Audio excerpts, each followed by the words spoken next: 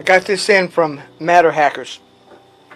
It consists of one spool of black MH Build Series PETG and 2 rolls of natural MH Build Series PLA. This is 1.75 millimeter filament.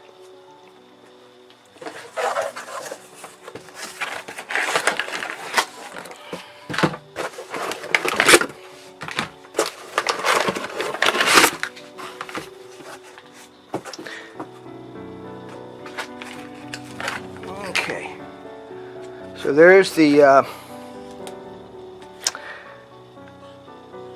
that's the PETG right there. The difference is the PLA is slightly easier to print, but this is a lot tougher. It's in the Prusa printer. Orange PETG is actually printed on no other 3D printer.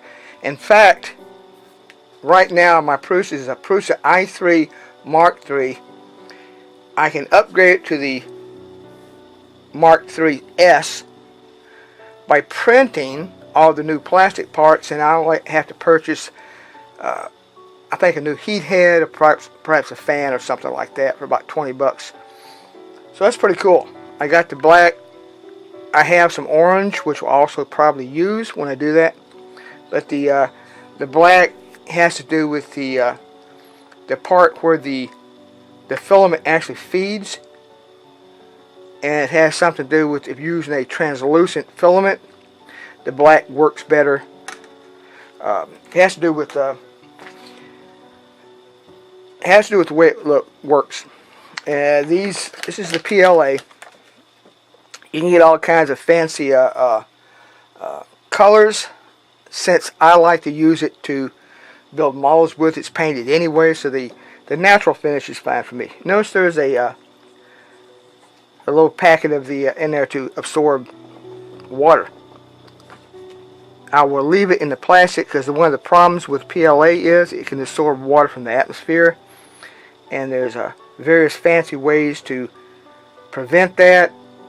You know, cabinets that dry the air, and there's ways to actually dry the filament out, I believe. So I'm just going to leave it in the plastic until I need to build it or use it.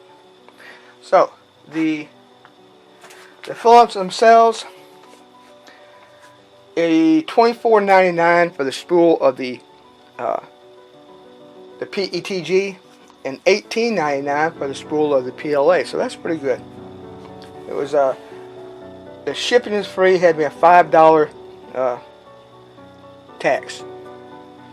So I'm pretty happy with that.